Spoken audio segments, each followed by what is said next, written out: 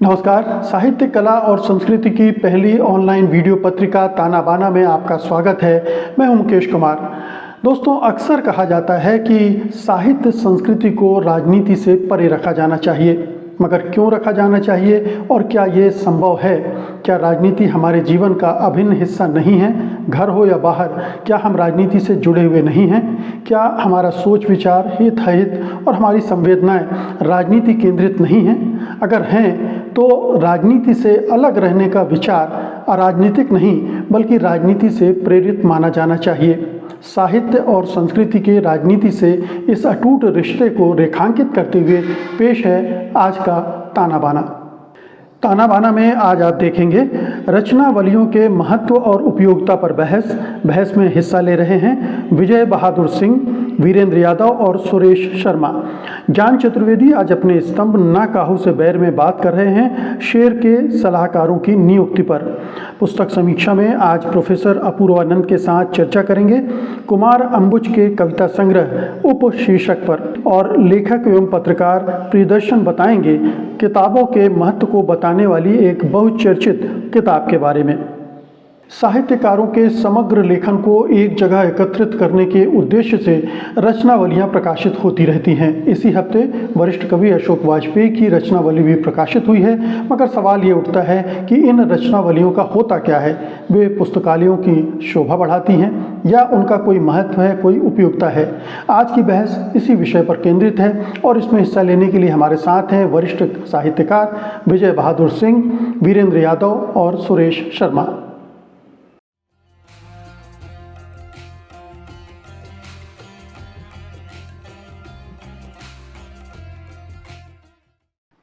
आप सबका ताना बाना में स्वागत है। सबसे पहले वीरेंद्र जी, आपसे मेरा सवाल है कि अब ऐसे दौर में हम पहुंच गए हैं जब बड़े बड़े ग्रंथ नहीं पढ़े जा रहे हैं, छोटे ग्रंथ नहीं पढ़े जा रहे हैं, किताबें नहीं पढ़ी जा रही हैं। ऐसे में जब रचनावलियां आती हैं कई कई खंडों में, मोटे मोटे खंडों में, तो आपको लगता है कि आज के समय में जब चीजें बहुत बदल गई हैं, इनकी प्रासंगिकता, इनकी जरूरत रह गई है, इनकी उपयोगिता आपको नजर आती है? मुकेश जी, रचनावलियों की उपयोगिता बदले समय या तात्कालिकता की कसौटी पर नहीं होनी चाहिए।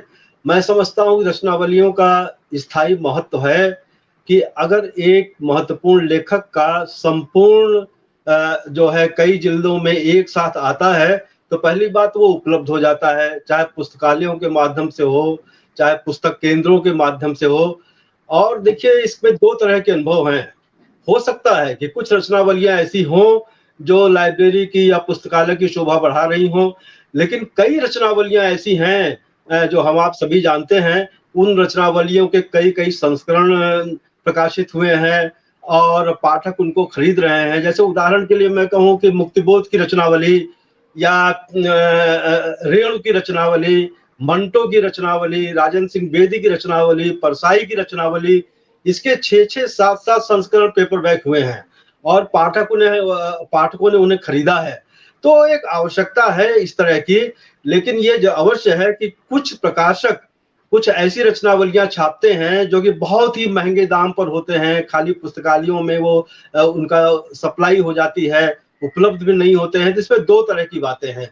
रचनावलियां छपनी चाहिए और मतलब उसकी कीमतें जो हैं पाठक को ध्यान में रख करके रखी जानी चाहिए और उसका स्थायी महत्व है, क्योंकि आने वाले वर्षों में 10 साल बाद, 20 साल बाद, 50 साल बाद भी अगर कोई जो है उस लेखक विशेष की रचना पढ़ना चाहेगा तो उसे तो मैं समझता हूँ कि रचनावली का यह उपयोग है और रचनावलियां छपनी चाहिए और रचनावलियों के न छपने का कोई तर्क मैं नहीं समझता। जी, सुरेश जी, आपने कई रचनावलियों पर काम किया है। मैं ये जानना चाहता हूं कि क्या रचनावलियों का इस्तेमाल लाइब्रेरियों में हो रहा है या जो शोध करना चाहते हैं उनके लिए है? क्या आम पाठक भी रचनावलियों को उस तरह से ले रहा है?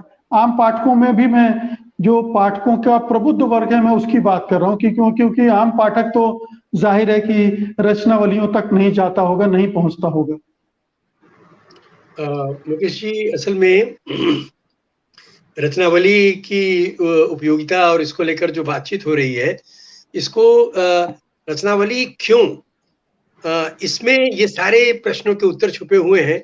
और रचनावली क्यों, मैं जवाब न देकर मैं जो पहली रचनावली छपी है हिंदी में, वो 135 साल पहले 1887 में भारतेंदु का हरिश्चंद्र कला नाम से एक बाबू रामदीन सिंह थे, खड़गविलास प्रेस पटना के, उन्होंने संपादित करके उसे प्रकाशित किया था।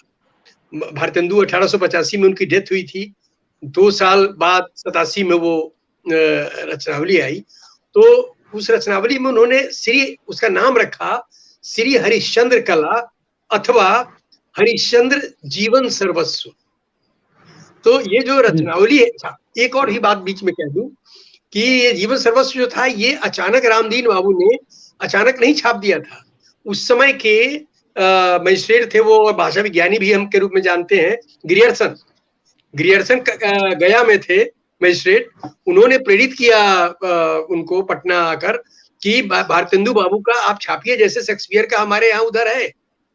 तो क्योंकि वो एक स्मारक होता है किसी भी लेखक का, और स्मारक ऐसा नहीं कि कहीं एक जगह हो जहां सारे लोग इकट्ठे होके जाएं, क्योंकि हर घर में वो स्मारक चला जाता है अगर रचनावली है तो रचनावली के माध्यम से सिर्फ लेखक ही नहीं, वह समय भी आपके टेबल पर मौजूद होता है जिस समय की वह रचना है। तो इस तरह से भारतेंदु से 135 साल पहले वो शुरू होकर, और उसके बाद जितनी रचनावलियों की चर्चा अभी की गई और जो बताया गया, वहां से अगर लेकर आइए तो आपको लगेगा कि ये एक स्मारक है। और इसका उद्देश्य रामदीन बाबू ने जो बताया था वो ये है कि जो समुदाय है उसमें हमेशा के लिए मौजूद रखना उस लेखक को और लेखक की चेतना को। तो ये इतना बड़ा उद्देश्य है, और उसको हम रचनावली के माध्यम से ही कर सकते हैं। ये और बात है कि हम रचनावली कैसे संपादित करते हैं, रचनावली के संपादन के क्या क्या चीजें हैं जो हम लैग कर रहे हैं और क्या क्या होना चाहिए, इस पर जब आप प्रश्न करेंगे तो हम लोग उस पर बात कर सकते हैं। तो ये रघुवीर सहाय रचनावली, बेनीपुरी ग्रंथावली और प्रभास जी की सब रचनाओं का तथा राजकमल चौधरी की कविताओं को एडिट करते हुए हमने ये महसूस किया कि आज हम उनको अगर टेबल पर रखते हैं तो राजकमल और उनका समय हमारे टेबल पर मौजूद होता है और हम भी उसके साथ उस समय में मौजूद होते हैं। ये मेरा कहना है। बिल्कुल। तो विजय बहादुर सिंह जी, मैं आपसे जानना चाहता हूँ, आपने भी रचनावलियों का संपादन किया है, क्या आपको लगता है कि रचनावलियों का जो प्रासंगिकता है, उनका उपयोग है, वो इस रूप में ज्यादा है कि किसी भी लेखक रचनाकार की तमाम रचनाओं को एक जगह एकत्र करने से एक तो उसका संरक्षण हो जाता है, और दूसरा ये कि अगर किसी को उस लेखक के कवि के बारे में विस्तार से जानना हो, उसका अध्ययन करना हो, तो एक जगह वो सामग्री मिल जाती है। क्या इतना ही इन रचनावलियों का उपयोग है या इससे इतर भी कुछ आप देखते हैं?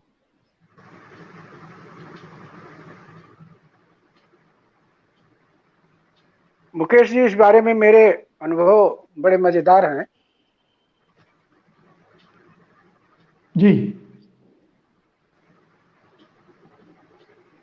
वैसे तो मैंने 3 ही रचनावलियां की हैं, चौथी नहीं कर पाया क्योंकि थकान भी आने लगी थी और उसमें अन्य उलझने भी थी। लेकिन जो 3 रचनावलियां मैंने की, जब पहली रचनावली मैंने की भवानी प्रसाद जी की, भवानी प्रसाद मिश्र की, तो उसमें कई लोग थे, केदारनाथ सिंह जी भी थे, नामवर जी भी थे, अशोक वाजपेयी भी थे। बता रही है वो ये कही कि हमें मालूम नहीं था कि इन्होंने इतना लिखा है। ये मुझे बड़ा आश्चर्यजनक माने लगा, उनकी ये टिप्पणी बहुत आश्चर्यजनक लगी कि भवानी प्रसाद जी ने इतना सारा लिखा है और हिंदी के बहुत सारे लेखक उन्हें नहीं जान पाए। तो एक लाभ तो उन बड़े आलोचकों और लेखकों को, उनके समकालीनों को ये मिला कि वो एक कवि के बारे में जान पाए। दूसरी बात यह है कि बहुत सारे कवि और लेखक तो बहुत व्यवस्थित होते हैं और बहुत व्यवस्था में काम करते हैं, लेकिन जब मैं दुष्यंत की रचनावली कर रहा था तो मुझे लगा कि वो तो ऑल ऑफ ए सडन चले गए, अचानक उनकी मृत्यु हो।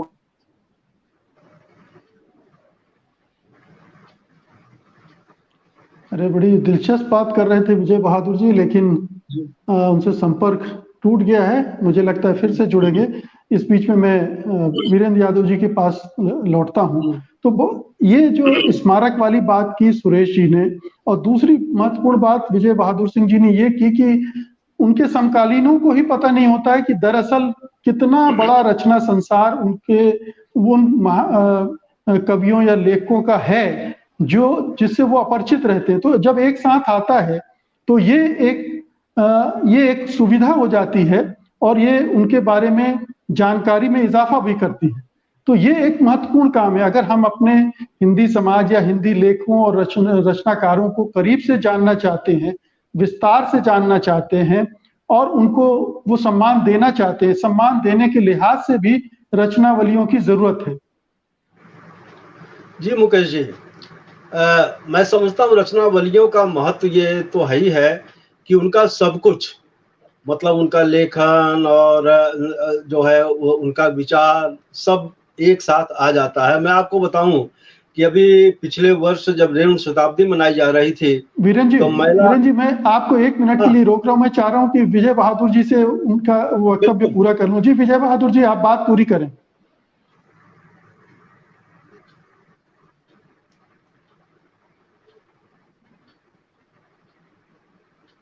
जी, आप दुष्यंत रचनावली की बात कर रहे थे विजय बहादुर जी।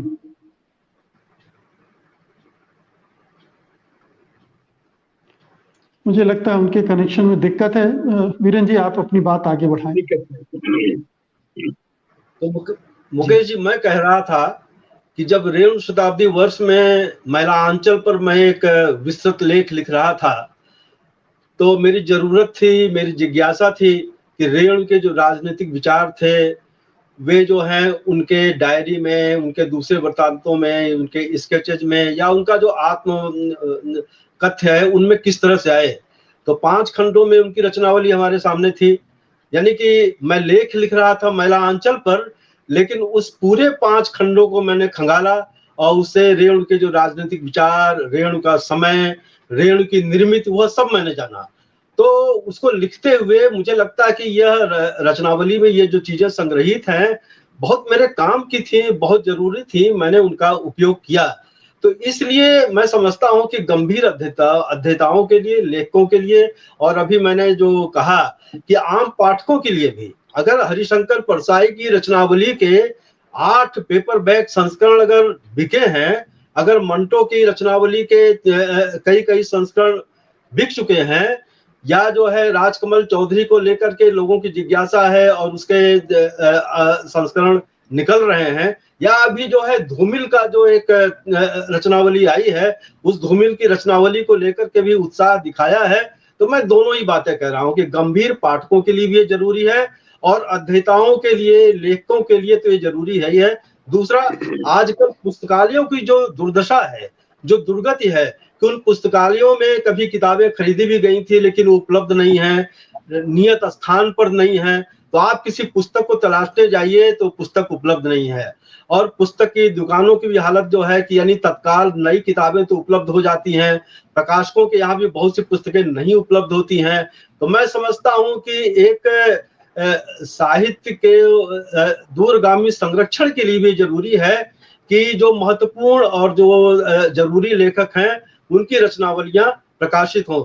अब ये बात अलग है कि कुछ रचनावलियां, जैसे मान लीजिए कि बच्चन रचनावली है, तो कई खंडों में थी, मुझे एक संस्थान ने उसे उपहार स्वरूप दिया, मैंने उसे देखा, तो उसका कुछ जो गद्य खंड था वो मेरे काम का था, बहुत 5-6 उसके खंड कविताओं के हैं, ज्यादा मेरे काम के नहीं थे, मैंने किसी दूसरे को उसको उपहार में दे दिया।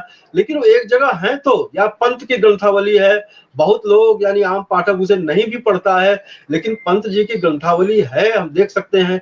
निराला की ग्रंथावली है, पेपर बैक में प्रकाशित हुई है, उसको आम पाठकों ने भी पढ़ा है और पढ़ रहे हैं।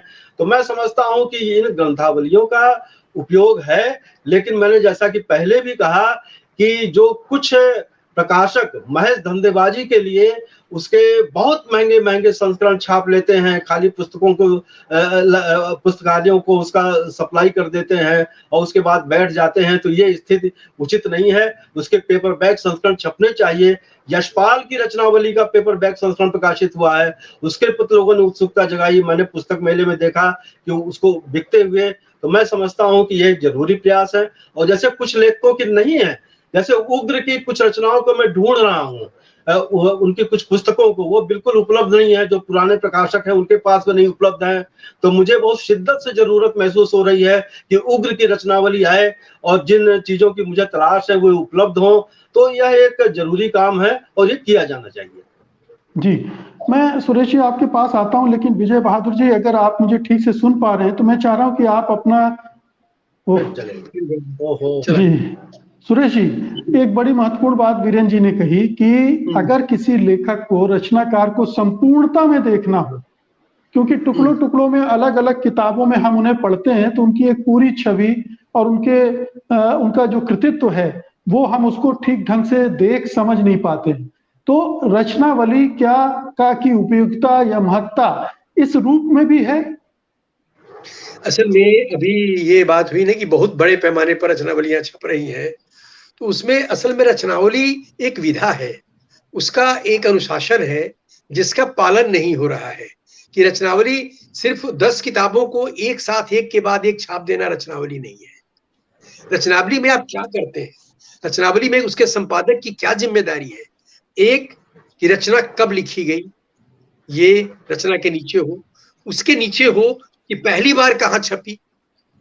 अगर वो लिखी गई 46 में तो उस समय क्या उस समय प्रतीक में छपी, कहाँ छपी, वो किस सन में छपी, फिर वो किस पुस्तक में पहली बार छपी, मतलब लेखक की किस पुस्तक में। ये तीनों सूचनाएं, ये तीनों न्यूज, ये उसमें होना चाहिए, ताकि आप ये उस रचना का कहाँ खड़ी है, रचना समय के किस पड़ाव पर है वो, उसको आप देख सकें। लेखक के प्रकाशन के इतिहास में वो कहाँ पर है, ये आप उसको देख सकें। एक तो आप ये भी देखते हैं। फिर रचनावली के संपादक की जिम्मेदारी दूसरी ये होती है कि जैसे कि तीसरी किस्म कहानी है, अभी रेणु जी की चर्चा हुई, जब वो अपरंपरा में पहली बार छपी थी 58-59 में, पटना के अपरंपरा में वो छपी थी, उसको आप ले लीजिए, वो कॉपी हमारे पास है। और अभी जो छप के किताबों में आ रही है वो देख लीजिए, उसमें पंक्ति दर पंक्ति बदली हुई है, क्योंकि वो रेणु जी ने आंचलिकता के हिसाब से वो लिखा था, जो उस समय की भाषा, जो आंचलिक भाषा में।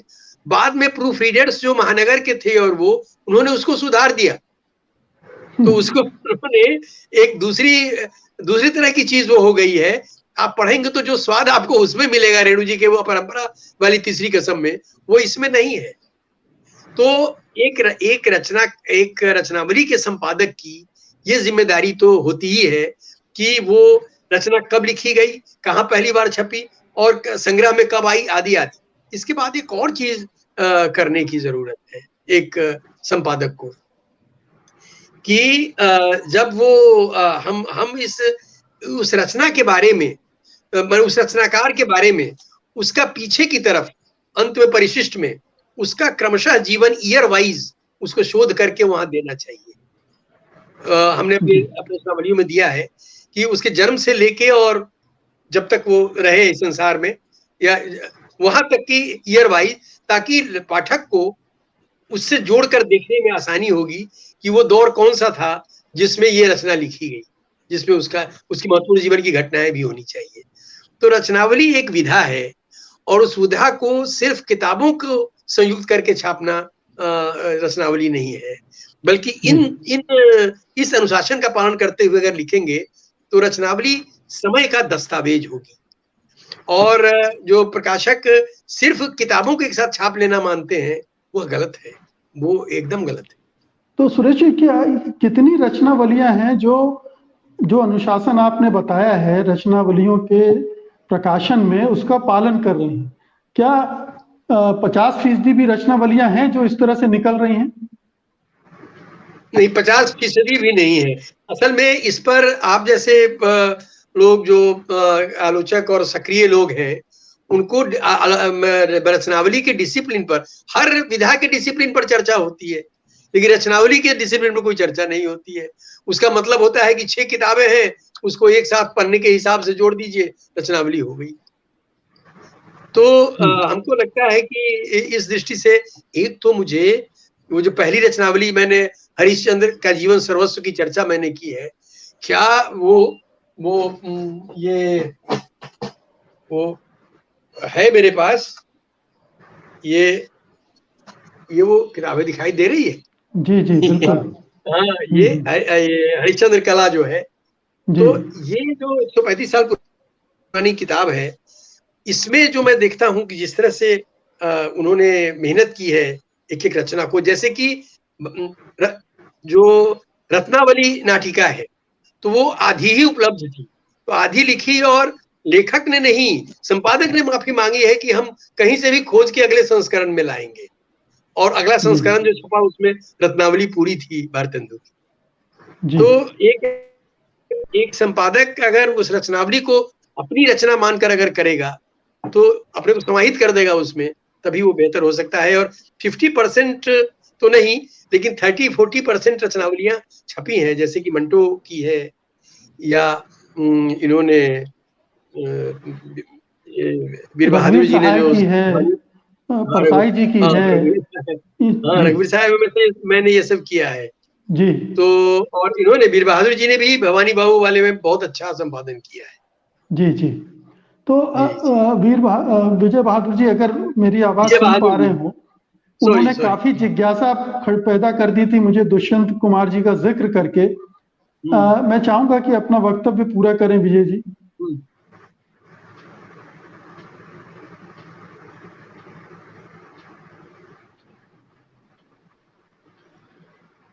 नहीं, लगता है कि आज संयोग नहीं है, हमें कभी और बात करनी पड़ेगी उनसे विस्तार से। अंत में वीरेंद्र जी, मैं आपकी टिप्पणी चाहता हूं कि क्या जिन महानुभावों को रचनावलियों के लिए चुना जा रहा है, वो उनके सेलिब्रिटी स्टेटस के तौर पे अक्सर चुना जाता है, या सचमुच में, मैं सबकी बात नहीं कर रहा हूं, कई बार ऐसा भी होता होगा कि जो प्रभावशाली है, जो जिनके संपर्क संबंध हैं, उनके आधार पर भी उनकी रचनावलियां आ जाती होंगी, या उनके परिजनों के प्रभाव से आ जाती होंगी। हाँ, निश्चित रूप से जिस तरह का परिदृश्य है उसमें प्रभावशाली लोगों का प्रभाव तो स्वाभाविक है, और या उनके परिवार या उस तरह के लोगों का, लेकिन कुछ देखिए अच्छे काम भी इस बहाने हो जाते हैं। जैसे देवी शंकर अवस्थी रचनावली, देवी शंकर अवस्थी रचनावली को जो है उनके परिवार के सौजन्य से ही वो प्रकाशित हुई, लेकिन बहुत महत्वपूर्ण रचनावली है। तो ये दोनों तरफ से है कि कई बार जो है हमारा जो साहित्यिक परिदृश्य है, या जिन लोगों को या जिन प्रकाशकों का दायित्व है उनका उस पर ध्यान नहीं गया, या अन्य कारणों से उसको उन्होंने महत्व नहीं दिया, तो अगर किसी संस्था या परिवार से जुड़ी हुई संस्था उसके द्वारा इंगित करने पर इस तरह के काम हो जाता है तो वो बेहतर है। लेकिन इसके साथ यह भी है कि प्रभावशाली लोग जो है जब वो अगर गैर जरूरी है तो भी वो रचना जो है या रचनावली जो है वो बहुत ही तामझाम के साथ उसके साथ प्रकाशित कर दी जाती है। तो इस तरह की स्थितियां होंगी और होती रहती हैं। लेकिन मैं एक बात जो पहले भी कह रहा था कि मुझे याद आ गया कि टैगोर की रचनावली का प्रकाशन हिंदी में सस्ता साहित्य मंडल ने किया है, और काफी खंड हैं उसके, और सस्ता साहित्य मंडल ने बहुत सस्ते दामों पर, यानी कि संपूर्ण रचनावली 800-900 रुपए में उपलब्ध है, और वो रचनावली भी मैंने देखा पुस्तक मेले में बिक रही है। और इसका उल्टा भी है, यानी कि हिंदी साहित्य के जो सबसे बड़े लेखक हैं प्रेमचंद, उनकी कोई मानक रचनावली नहीं है, यानी कि जब वो रॉयल्टी फ्री हुए तो कई प्रकाशकों ने अलग अलग ढंग से उनकी बहुत सी रचनाएं छापी, लेकिन उनका संपूर्ण एक जो जिसे कहा जाए कि मानक रूप में उपलब्ध नहीं है, यानी कि उनके जो निबंध हैं, उनके जो विचार हैं, उनकी जो चीजें हैं, जो कुछ अमृत राय ने अपने हंस प्रकाशन के द्वारा छाप दी थी, वो छपी उस समय, उसके बाद अनुपलब्ध हो गई।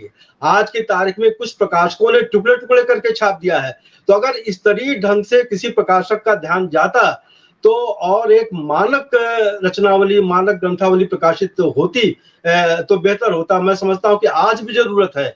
यानी ये सोचे जाने की बात है कि प्रेमचंद की मानक ग्रंथावली आज तक क्यों नहीं प्रकाशित हुई और बहुत से ऐसे लोगों की प्रकाशित हो गई जिसकी कि अभी शायद उतनी आवश्यकता भी नहीं थी।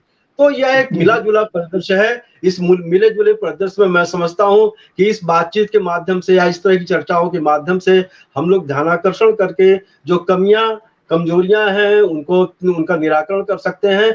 लेकिन मैं ये मानता हूं कि रचनावली या ग्रंथावली की जरूरत है और उन्हें प्रकाशित होना चाहिए और बेहतर ढंग से प्रकाशित होना चाहिए और एक जिसे कहा जाए कि ऐसे मूल्य पर प्रकाशित होना चाहिए जिससे कि पाठकों को सहज रूप से उपलब्ध हो सके। जी, अब मैं अंतिम टिप्पणी के लिए एक और कोशिश कर रहा हूँ। जी सुरेश, एक मिनट लूंगा मैं, एक सिर्फ जी, समय खत्म हो रहा है, मुझे मालूम है, 1 मिनट सिर्फ। जी, ये सिर्फ ना यादव जी और मुकेश जी, ये सिर्फ दूसरों के लिए भी रचनावली उपयोगी नहीं है, बल्कि एक थोड़ा मजाक है इसमें, लेकिन जो लेखक जिसकी रचनावली है उसके लिए भी ये जरूरी है। वो हाँ। कैसे? तो सारे सुखन हमारे फैज का जो राजकमल से छपा है, तो वो छप के आया था और शीला जी उस समय जिंदा थी और सक्रिय थी। तो शीला जी के यहाँ पर फ्रेंड्स कॉलोनी में मैं किसी काम से जनसत्ता में था उन दिनों, मैं गया था। तो गया तो देखा कि फैज साहब बैठे हुए हैं और ध्यान से एक किताब जो है वो पढ़ रहे हैं, अपना छप के आई थी उसमें, ध्यान से पढ़ रहे हैं। तो मैंने नमस्ते किया, फिर मैंने कहा कि क्या पढ़ रहे हैं आप? तो कहा कि ये अपनी ही किताब पढ़ रहा हूँ, ये बहुत शुरुआती रचनाएं सब मेरी इसमें पढ़ी हुई है, मैं खुद उसको पढ़ के एडुकेट हो रहा हूँ। तो ये जो रचनावली का ये पक्ष है, ये मैं याद दिलाना चाहता था कि रचनाकार के लिए भी अपनी रचनावली अपनी ही जीवन यात्रा का पड़ाव से परिचय है। बहुत खूब, बहुत बहुत शुक्रिया आप दोनों मेहमानों का। हमें अफसोस है कि हम विजय बहादुर सिंह जी को नहीं सुन पाए, लेकिन रचनावलियों पर इतनी सारी जानकारियां और कई बार जो प्रश्न आम लोग उठाते हैं कि इतने मोटे मोटे ग्रंथ कौन पढ़ता है, इनको क्यों छापा जाता है, उनके जवाब मुझे लगता है आज की बातचीत में मिल गए होंगे इस कार्यक्रम को देखने वालों को। बहुत बहुत शुक्रिया आप सबका, धन्यवाद, नमस्कार। जंगल राज में शेर के सलाहकार किनको होना चाहिए? वे जो शेर की इच्छा के मुताबिक जंगल का प्रशासन चलाएं या फिर आम जानवरों की आकांक्षाओं को ध्यान में रखते हुए जंगल के प्रशासन को हैंडल करें? क्या गीदड़ों और भेड़ियों की जगह गाय और खरगोश इस जिम्मेदारी को संभाल सकते हैं? जाने माने व्यंग्यकार ज्ञान चतुर्वेदी आज अपने स्तंभ में मीडिया के हवाले से यही प्रश्न उठा रहे हैं। देखते हैं ना काहू से बैर।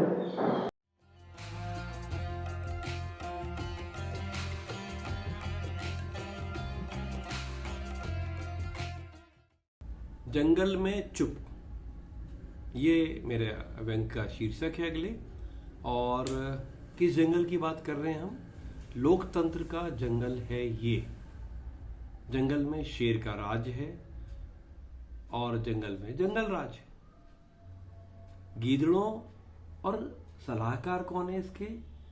गीदड़ और भेड़िए। गीदड़ों और भेड़ियों की सलाह पर चलता है यह जंगल राज, जंगल का शेर चलाता है। मीडिया ने प्रश्न किया शेर से कि आप इतने बलशाली, आप इतने बुद्धिमान, आपसे छुप तो सकता नहीं है गीदड़ का चरित्र क्या है, भेड़िए की क्या औकात है, फिर भी आप इन्हीं भ्रष्ट सलाहकारों के बल पर जंगल राज चला रहे हैं। शेर भड़क गया। याद रहे, भड़का हुआ शेर आपको खा भी सकता है। पर जंगल राज में मीडिया की स्वतंत्रता का नाटक भी है। मीडिया तीखे प्रश्न करे तो सुन लेता है राजा, पर वो तीखे उत्तर देने को स्वतंत्र है। उसने उत्तर दिया। अच्छा तुम बताओ कि मैं क्या करूं? जंगली गधे को ये पोस्ट दे दूं सलाहकार की? कुछ जगह हमने ऐसे जंगली गधे छोड़ भी रखे हैं, क्योंकि वे वही सलाह देते हैं जैसी हम चाहते हैं, परंतु वे तिकड़म लगाकर हमारे डिनर के लिए किसी जानवर को हमारी गुफा तक उसी की मर्जी बनाकर नहीं ला सकते। गधे की अपनी सीमा होती है। वे एडमिनिस्ट्रेशन की ऐसी बारीकियों से डील नहीं कर सकते जहाँ शिकार खुद शिकारी के पास और मन से आता हुआ दिखाई दे कि ये तो खुद आ रहा है, वे केवल ढो सकते हैं। तो मीडिया वालों ने कहा ठीक है सर, गधे को मत बनाइए, खरगोश को रखिए ना सर, आम आदमी उसे भी तो मौका मिलना चाहिए। शेर हंसने लगा, खरगोश, चलिए खरगोश को रख लेते हैं, और फिर हम जब उसे उसी को एक नोट पुटअप करने को कहेंगे कि बताओ कि खरगोशों को फांसने के लिए जंगल राज में कौन से संविधान संशोधन किए जाएं जो खरगोशों को ये हक दें, खरगोशों के हक की बात कर रहा है वो, खरगोशों को हक दें कि वे खुद तय कर सकें कि उन्हें पंजों से मारा जाना पसंद है या दांतों से। यार तुम कुछ भी उल्टे सीधे प्रश्न मत करो, मीडिया को अपनी आचार संहिता में रहकर सवाल करने चाहिए, खरगोश का प्रश्न नहीं उठता। तो चलिए आप गाय को बनाइए ना, गौ माता, आपको तो गौ माता बहुत करते हैं, गौ माता को बनाइए, सलाह भी देगी, दूध भी देगी, आपके शावकों का स्वास्थ्य और उत्तम होगा, बड़ा अच्छा रहेगा। शेर ने बोला यार तुम बहुत भोले हो, शावक शेरनी के दूध और गाय के मांस पर पलते हैं, जंगल राज को गौशाला में तब्दील करना है, गाय पूजा पाठ और विमर्श के लिए उत्तम है, इससे हटकर वे शासन में दखल देंगे ठीक ना होगा, साड़ बुरा मान जाएंगे। हमें साड़ों की पसंद भी देखना है।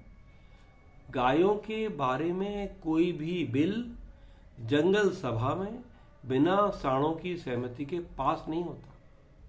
गायें घास खाती हैं, पर साड़ लोग पूरा जंगल उजाड़ सकते हैं।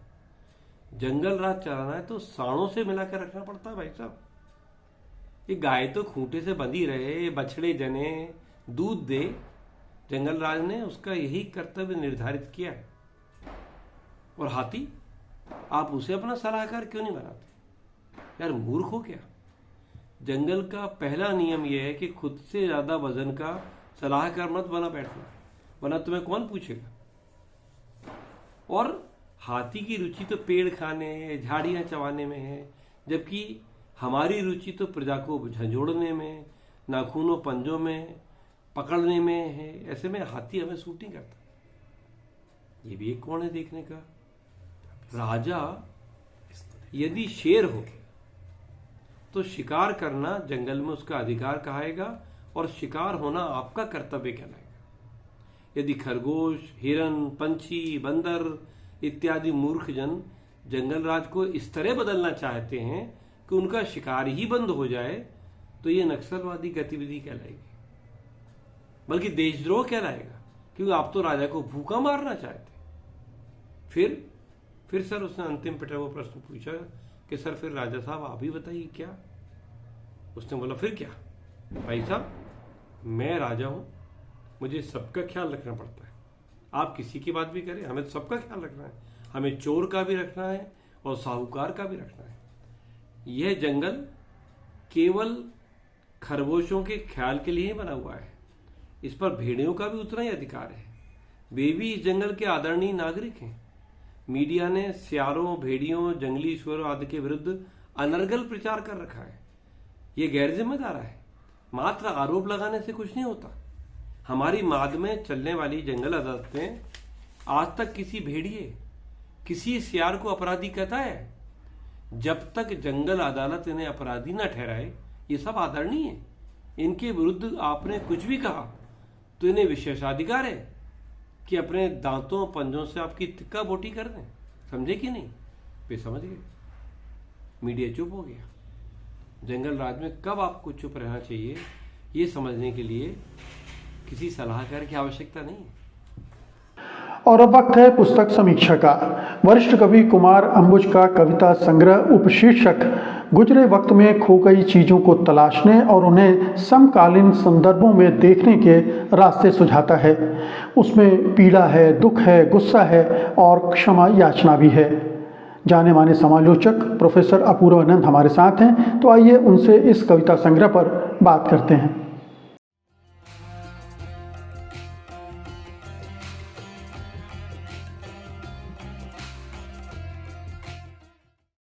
ताना बाना में आपका स्वागत है अपूर्वानंद जी। नमस्कार। कुमार अंबुज जी का उपशीर्षक काव्य संग्रह, कविता संग्रह शुरू में पढ़ने में तो मुझे ये लगा कि कोई बुजुर्ग कवि अतीत को लेकर विलाप कर रहा है। कई बार ऐसा लगा जिन स्मृतियों की बात करते रहे, जिन रिश्ते नातों की बात करते रहे, जो चीजें छूट गई हैं उनकी बात करते रहे। लेकिन फिर मैं थोड़ा सा गहराई में जब जाने लगा तो मैंने महसूस किया कि ये तो वर्तमान समय की विद्रूपताएं हैं जो इस रूप में हमारे सामने आ रही, और ये बहुत गहराई लिए हुए। आपका ऑब्जर्वेशन क्या कहता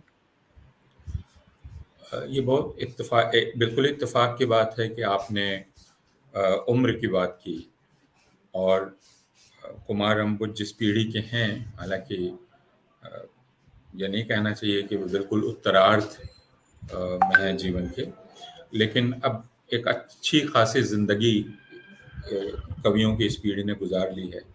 और यह मुझे हमेशा इस पीढ़ी के कवियों को पढ़ते हुए दिखलाई पड़ता है कि इसकी वयस की या उम्र की एक संवेदना, हमने राजेश जोशी के कविता संग्रह पर भी बात की थी, आपको याद होगा। अगर आप अशोक वाजपेयी की कविताएं भी पढ़ें, इधर की कुमार अंबुज को भी देखें जो उनके बाद की पीढ़ी के हैं। मंगलेश गुजर गए, लेकिन मंगलेश के बाद के दौर की कविताएं यदि आप देखें तो यह वयस या उम्र बीतने की संवेदना, और यह अपने आप में महत्वपूर्ण है। इसको मैं विलाप नहीं मानूंगा, मैं ये मानूंगा कि ये एक संवेदना के रूप में कैसे सामने आता है। और ये इसलिए ध्यान देने योग्य है कि हमारे बहुत सारे जो बड़े कवि रहे हैं, जैसे मुक्तिबोध, जैसे धूमिल, इन सारे कवियों को उतनी जिंदगी नहीं मिली कि उम्र की संवेदना उनको मिल। 36 वर्ष राजकमल चौधरी, धूमिल, मुक्तिबोध की उम्र आप देख लें, तो वह जो एक वक्त बीतने का एहसास होता है वह नहीं है। हालांकि निराला कहते हैं कि उसी उम्र में कह देते हैं कि मैं देख रहा हूं कि मेरे सांध्य वेला आ रही है, तो वह उस वक्त की आयु जो वार्धक्य की सीमा थी उसके कारण भी है। लेकिन आपका यह कहना ठीक है, मैं इसको विलाप नहीं कहता हूँ, लेकिन ये चीज है जो कविता में, कहानी में, उपन्यास में आनी चाहिए। जी, और मेरी पहली प्रतिक्रिया थी विलाप, लेकिन बाद में मैंने इसको दूसरे तरह से देखा। मैं इसे एक बेबसी देखता हूँ, एक छटपटाहट देखता हूँ, और खास तौर से जो ये पिछले 10, 15, 20 साल का जो वक्त है उसने जिस तरह की विडंबनाएं हमारे सामने रख दी हैं, जिस तरह के टूटन विघटन देख रहे हैं समाज में, परिवारों में, वो इसमें रिफ्लेक्ट हो रही है। और ये स्वाभाविक है, एक मोह भंग के स्तर पर भी है, जो संवेदना है वो जा रही है। हाँ, यानी एक ईमानदारी आप देखेंगे कि कवियों को अपनी अपर्याप्तता का एहसास हो रहा है और वे उस अपर्याप्तता को स्वीकार कर रहे हैं। वे स्वीकार कर रहे हैं कि अब जो भाषा का अभ्यास समाज ने कर लिया है उसमें वे अनसुने रह जाने के लिए अभिशप्त होते जा रहे हैं। तो वह इस स्थिति को भी समझने की कोशिश कर रहे हैं। और अगर इन सबको मिलाकर देख लिया जाए तो कहा जा सकता है कि यह एक ऐसे समाज की कविताएं हैं या ऐसे समाज के ऐसे वक्त की कविताएं हैं जब समाज का संक्रमण फैसिज्म में हो रहा है। यह सचेत संवेदना दूसरे समाजों में शायद उस तरह नहीं दिखलाई पड़ती है जितनी भारत में दिखलाई पड़ रही है और हिंदी के कवियों में दिखलाई पड़ेगी, कि वे अपनी भाषा को बेबस होते हुए देखते हैं, खुद अपने आप को बेबस होते हुए देखते हैं और तलाश कर रहे हैं ऐसी भाषा की जो न सिर्फ व्यक्त कर सके, जो बात भी कर सके, यानी उन्हें सुना भी जा सके। तो जी हाँ, मैं आपसे सहमत हूँ कि यह पिछले 10-15 वर्षों का दबाव, उसकी बेबसी, उसकी व्याकुलता, बेचैनी, खुद अपनी भाषा को पकड़ने की कोशिश, आप कैसे इसको व्यक्त करें कि आप खुद चीखने ना लगें, हालांकि आपका मन चीखने का हो रहा है। जी, यहाँ मैं एक चीज और जोड़ना चाहूंगा कि ये जो उनके अनुभव हैं, अनुभूतियां हैं, उनको हम उनकी अनुभूतियां न माने, वो एक तरह से एक सबक भी है। आखिरकार कोई भी लेखक रचनाकार यही तो करता है, अपने अनुभवों को साझा करता है और उस अनुभवों से समाज भी बहुत कुछ सीखता है। तो जो कुछ खोया है एक लेखक ने इस पूरे जीवन काल में और उसकी पीड़ा उसके अंदर है, वो यहाँ व्यक्त कर रहा है और वो हमारी साझी पीड़ा भी हो सकती है, अगली पीढ़ी के लिए एक सबक भी हो सकती है। हाँ, अब जैसे ये छोटी सी कविता है जो शुरू में ही सच्ची तस्वीर, ये कविता बहुत मुखर नहीं है, लेकिन ये कविता बिल्कुल भारत के लोगों को समझ में आ जाएगी कि यह कविता क्यों लिखी गई। बाकी अंग बरामद नहीं हुए, कविता का शीर्षक है सच्ची तस्वीर। बाकी अंग बरामद नहीं हुए, लेकिन वे मेरे पिता ही थे जो मारे गए। यह उनके एक पांव के जूते से तय हुआ। राजकीय सम्मान के साथ जूते की अंत्येष्टि करते हुए जयकारों के बीच उन्हें बार बार कहा गया शहीद। जूते की तस्वीर हमने नहीं उतारी, वह उस दिन के किसी अखबार में हो सकती है। 3-4 दिन भीड़ भाड़ रही। अब हम अपने अकेलेपन में पिता की नौकरी पर जाने के पहले की वह तस्वीर देखते हैं जिसमें शहीद होने की कोई कामना नहीं दिखती, परिवार पालने का स्वप्न टिमटिमाता है। तो ये कविता बहुत संयत तरीके से उस विडंबना को सामने रखती है जो एक शहादत खोजता हुआ समाज है, और दरअसल जिसे शहीद कहा जा रहा है वह एक साधारण जीवन जीना चाह रहा था, अपने परिवार को पालना चाहता था। तो यह है, या फिर दैत्याकार संख्याएं, जिस बहुसंख्यकवाद की हम बात करते हैं उस बहुसंख्यकवाद को बहुत ही कलात्मक तरीके से, कि अगर आपसे ये पूछा जाए कि आप कितने हैं, तो मैं थोड़ा सोच में पड़ जाता हूँ और अपने साथ कुछ पेड़ों को जोड़कर बतलाता हूँ, कुछ इतिहासकारों, वैज्ञानिकों, कुछ पुरानी मूर्तियों को करता हूँ शामिल, कवियों, विचारकों, कहानियों के पात्रों, पूर्वजों को, कुछ किताबों और आसपास के जिंदा लोगों को गिनता हूँ।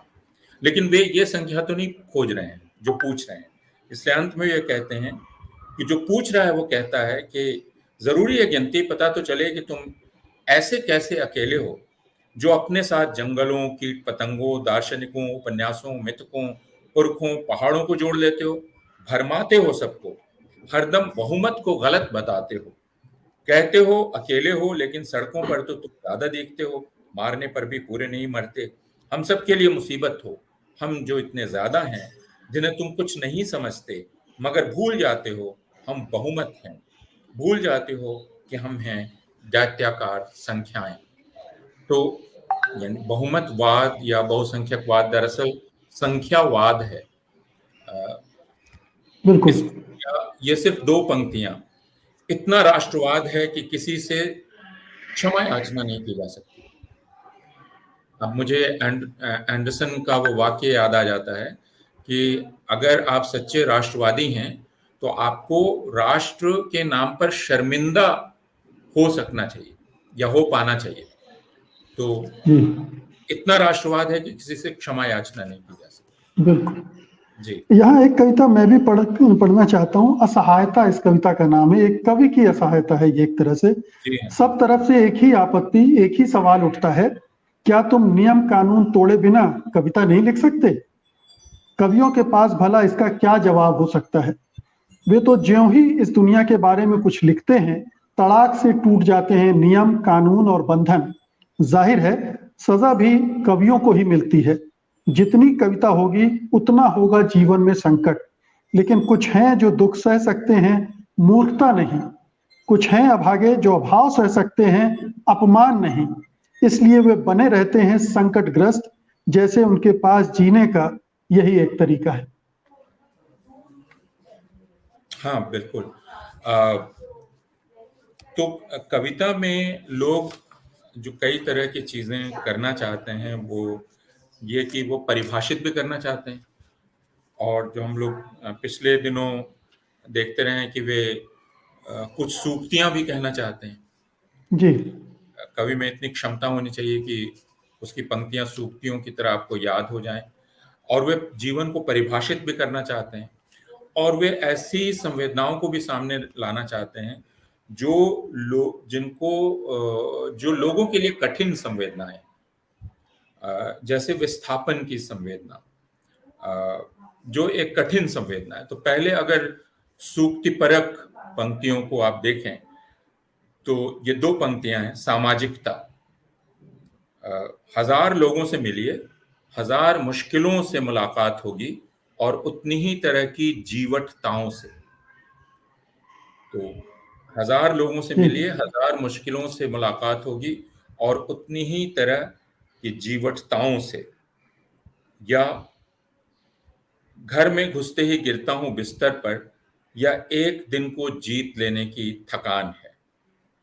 जी तो इस तरह की सूक्तियां इन्होंने काफी लिखी हैं। कुछ बिल्कुल। समुच्चय अपूर्वानंद जी, मैं आपका ध्यान खींच, हालांकि आपके ध्यान में होगा ही, ये कुछ समुच्चय नाम से जो कविताएं हैं वो जी हाँ, दरअसल ऐसा लगता है सूक्तियां ही हैं। अब जी हाँ। आप इन्हें लघु कविता कहें या सूक्ष्म कविताओं का नाम दें, लेकिन ये 1.5 2 पंक्तियों की कविताएं हैं।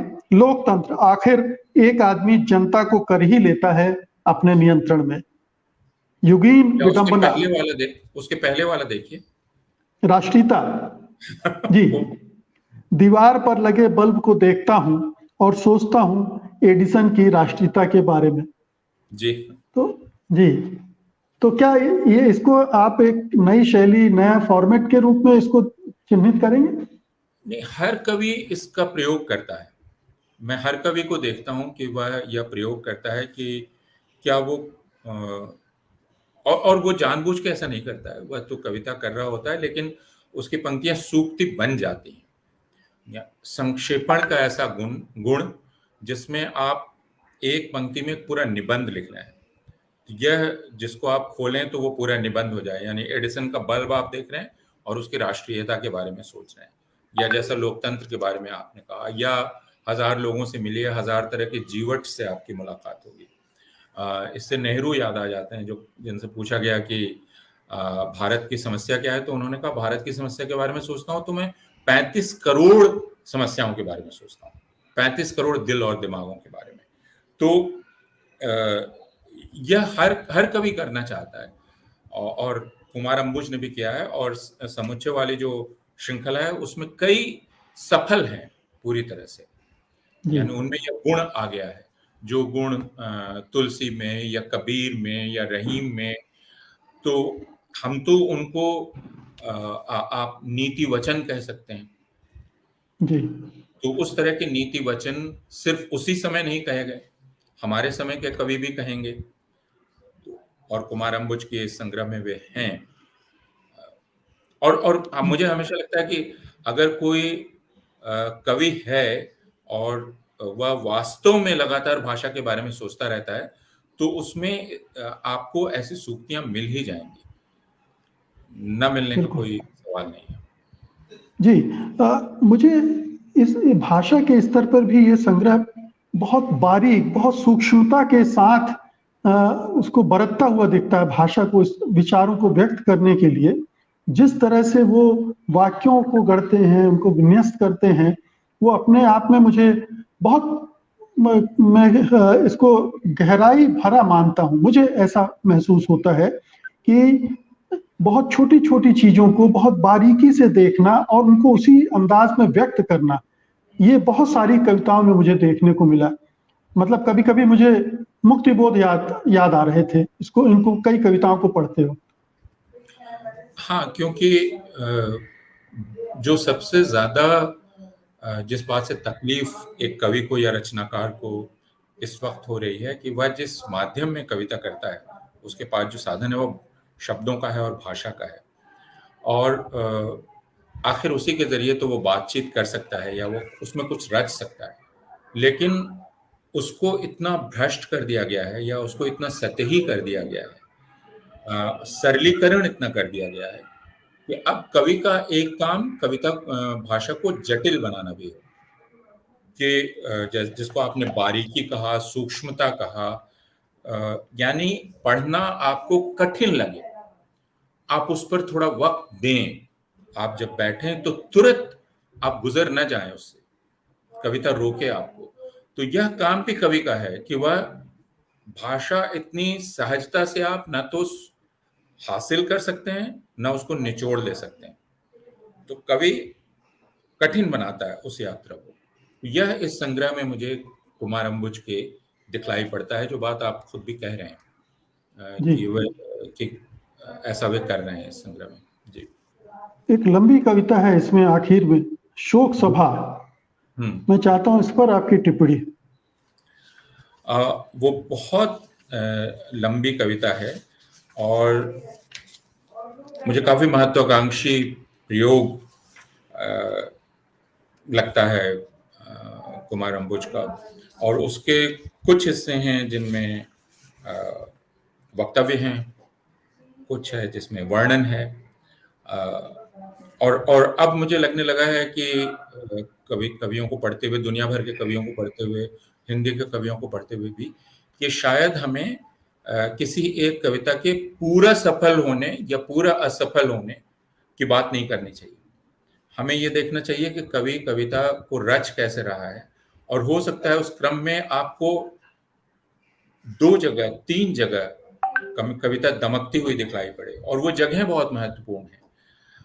कुछ हो सकता है बिल्कुल अबूझ रह जाए, संभव है लिखने के दौरान ही कवि के लिए भी अबूझ रह गई हो, आपके लिए भी बूझ रह जाए, लेकिन अब मेरे लिए बहुत महत्वपूर्ण नहीं है कि वो पूरी की पूरी कविता, यानी शोक सभा जिसको ये कह रहे हैं, उसको हम एक कविता माने या कई कविताओं की एक श्रृंखला माने, कि वो पूरी सफल है या नहीं। मेरा कहना है कि उसमें कई स्थल हैं जो काव्यात्मक हैं, और वह मेरे लिए ज्यादा महत्वपूर्ण है। जैसा आप इसको देख लीजिए, यह बिल्कुल तात्कालिक रूप से भी आपको छुएगी, लेकिन जब यह तात्कालिकता समाप्त हो जाएगी तो भी छुएगी। अभी फिर आज मैंने सुना कि एनआरसी की चर्चा शुरू हो रही है। असम में फिर से एनआरसी शुरू होगी, तो अब इन पंक्तियों को आप देख लें। फिर अफरा तफरी में किसी का परिचय पत्र नहीं मिलता, किसी की अंक सूची, किसी की डिग्री, किसी का चेहरा नहीं मिलता, किसी का जन्म स्थान तो मिलता है, अस्पताल का पर्चा नहीं, कि तब यहाँ कोई अस्पताल नहीं था, एक अंधेरा था जिसमें मृत्यु सहज थी और बच जाना अपवाद है ना। अब यह कहा, उस वक्त के बारे में कहा जा रहा है कि मृत्यु सहज थी, बच जाना अपवाद, लेकिन ऐसा लगता है कि अब बच जाना अपवाद है। तो इस तरह के स्थल इस लंबी कविता में या काव्य श्रृंखला में एक अंश मैं भी पढ़ता हूँ जी। इसमें यह है, कई चीजों के लिए हम अग्रिम हैं, कई चीजों के लिए हो चुकी है देर। इससे ये शीर्षक है इसका, शेष आदमियों की जेब से बरामद होता है वही एक सनातन शोक गीत। आदमी को जिंदा रहने के लिए विचार, प्यार, सम्मान और बेहतरी सबकी जरूरत एक साथ होती है, वरना आदमी सोचने लगता है मैं अब किसी पर बोझ नहीं बन सकता, न किसी आकांक्षा या कंधे पर, न किसी हृदय पर, और न ही इस अनुर्वर दृश्य पर। बेहतर है मेरा बोझ लोहे की कड़ी उठाए। हाँ जी, कितना सुंदर है। और मैं जहां हम अपनी बातचीत को खत्म कर सकते हैं, या आप चाहें तो और आगे ले जा सकते हैं, ये कि अक्सर कवियों से, कहानीकारों से ये मांग की जाती है कि वे अपने समय को चित्रित करें, उसका वर्णन करें, उसको व्यक्त करें। जो वे लिखते हैं वह अपरिचित लगता है यह मेरा समय नहीं है, इस तरह तो नहीं था, और इसको ऐसे देखना चाहिए। तो जो शिल्प है कविता का, वह दरअसल क्या करता है। शिल्प शीर्षक कविता आपको याद होगी, रोदा का पुस्तक। तो कवि से जो मांग की जाती है और कवि जो करता है, और क्यों कवि लोगों के लिए अबूझ रहता है, वह उनको शत्रु दिखलाई पड़ता है और इसलिए अव्यावहारिक भी मालूम पड़ता है। यह है कि रोदा को बाल्जाक बनाने के लिए कहा गया, उसका शिल्प बनाने के लिए कहा गया, और जब वह बाल्जाक बना के लाया तो सब तरफ से उठा हाहाकार, यह नहीं है बाल्जाक, इसमें नहीं है बाल्जाक की कोई पहचान, यह तो है लंबोदर, असुर, अरूप, ये कुछ भी हो सकता है, नहीं हो सकता बाल्जाक। और फिर रोदा को हटाने के लिए कहा जाता है, दुखी रोदा चौराहे से बाल्जाक को उठा लाया अपने घर, वह जानता था यह जो मेरा है यही है असली बाल्जाक। वह जानता था लेखक का चेहरा नहीं होता केवल उसका चेहरा, लेखक के चेहरे में बैठ जाते हैं जमाने भर के चेहरे। अपने वक्त की यातनाएं, डर, चिंताएं घुल जाती हैं आंखों में। लिख दिए और न लिखे जा सके शब्द बैठ जाते हैं जबड़ों में। कनपटियों पर उतर आता है जीवन का लेख। तो यह बाल्ज़ाक है, लेखक जो एक जी कलाकार में है। अपमान, ध्वस्त सपनों और शिराओं की ऐंठन से तिर्यक हो जाता है सलवटों से भरा हुआ ललाट। और अगर तुम इस बाल्ज़ाक को नहीं देखना चाहते, उसको एक साधारण तस्वीर की तरह देखना चाहते हो, तो फिर आते क्यों शिल्पकार के पास? अरे यही है बाल्ज़ाक, या खुरदुरा, या अधूरा, या असुंदर। यही है देदीप्यमान, यही है संपूर्ण, यही है बाल्ज़ाक सुंदर, या बाल्ज़ाक के बाल्ज़ाक हो जाने का शिल्प।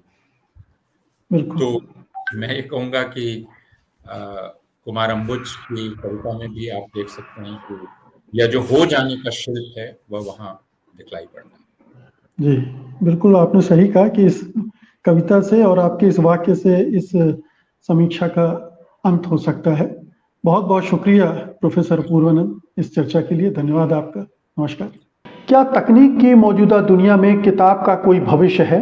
क्या आने वाले कल में विचार और अध्ययन के माध्यम, तौर तरीके बदल जाएंगे? क्या किताब बची रहेगी? इन सवालों पर दुनिया के दो बड़े लेखकों उम्बेर्तो इको और जां ग्लाद कैरियर ने विचार किया था और इनके विचार विमर्श से एक किताब आई जिसका नाम है this is not end of the book. इस किताब के बारे में हमें बता रहे हैं वरिष्ठ पत्रकार एवं लेखक प्रियदर्शन।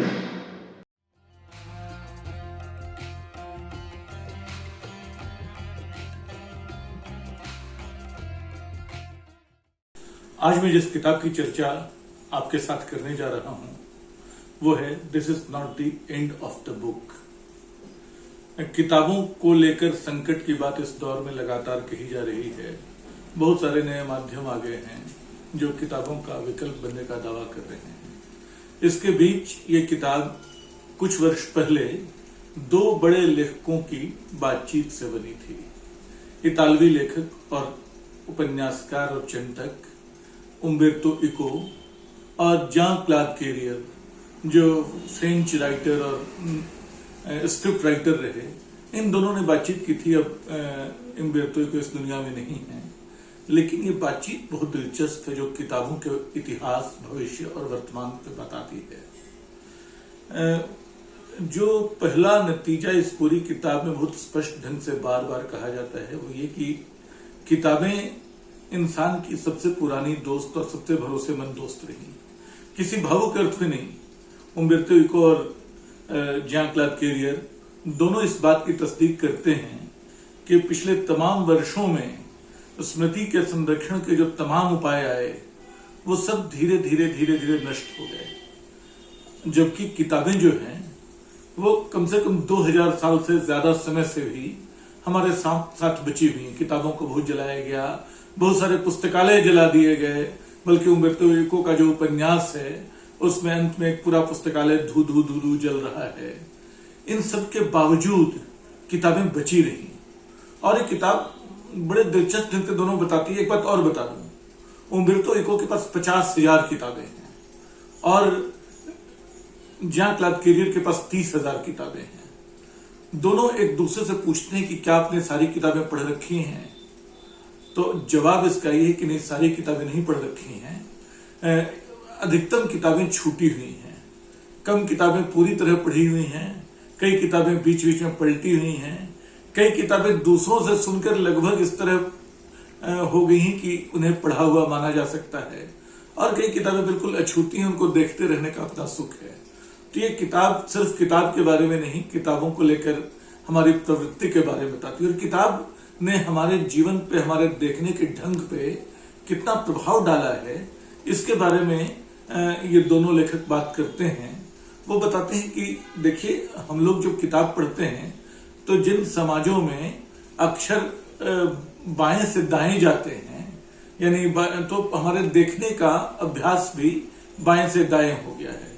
हमारा सिनेमा भी उसके शॉट्स भी बाएं से दाहिने की ओर जाते मालूम होते हैं, जबकि जहां दाहिने से बाईं ओर स्क्रिप्ट जाती है वहां सिनेमा भी, ईरानियन सिनेमा, बदलता हुआ दिखाई पड़ता है। तो पढ़ने का ये प्रभाव है।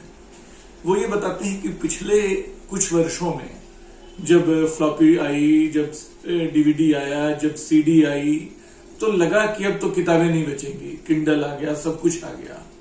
लेकिन किताबें बची नहीं, सारे माध्यम खत्म होते चले गए। अब डीवीडी सीडी नहीं बची है, फ्लॉपी ड्राइव नहीं बची है, वीडियो कैसेट नहीं बचे हैं। वो एक फिल्मकार बुनुएल के हवाले से बताते हैं कि बुनुएल कहता है कि उसको अपनी सारी फिल्में देखनी हो तो कम से कम 17 तरह के कंप्यूटर उसको चाहिए होंगे। किताबों के साथ ये संकट नहीं है। किताबों को जब भी आप खोलते हैं, और ये बहुत कई मायनों में वो बताते हैं कि जैसे पुराने दौर में जो किताबें खरीदी बेची जाती थी, तो चूंकि प्रिंटिंग का चलन नहीं था, प्रिंटिंग प्रेस नहीं था, तो लोग करते क्या थे कि कागज खरीदते थे और उनको दुकानदारों को देते थे। उन कागजों पे किताबें लिखी जाती थी और उसके बाद उनको बाद में सौंपा जाता था।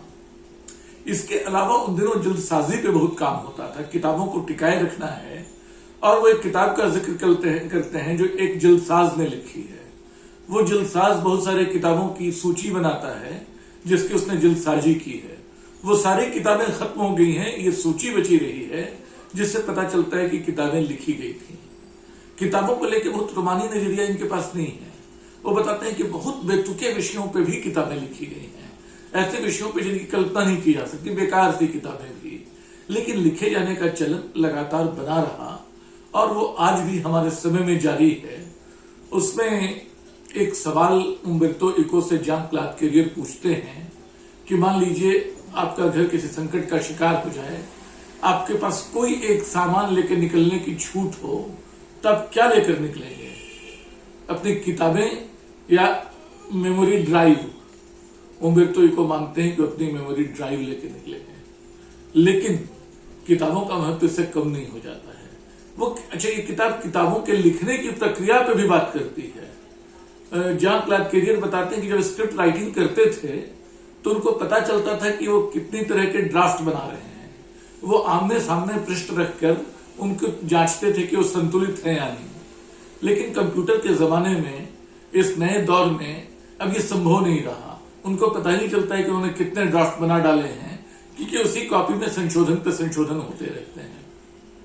तो ड्राफ्ट का महत्व, लिखने का महत्व, किताबों की पठनीयता, पुरानी किताबों के स्वरूप, आने वाले दौर में किताबें, इन सब को लेकर बड़ी प्यारी और दिलचस्प सी बातचीत है। This is not the end of the book, जो बताती है कि सभ्यता जब तक बची रहेगी तब तक किताब बची रहेगी। धन्यवाद। ताना बाना में आज बस इतना ही। आज का ताना बाना आपको कैसा लगा हमें ज़रूर बताइएगा। हम आपकी प्रतिक्रियाओं का इंतज़ार करते हैं। आप अपनी प्रतिक्रियाएं हमें tanabana@sathhindi.com पर भेज सकते हैं। और अब मुझे अनुमति दीजिए।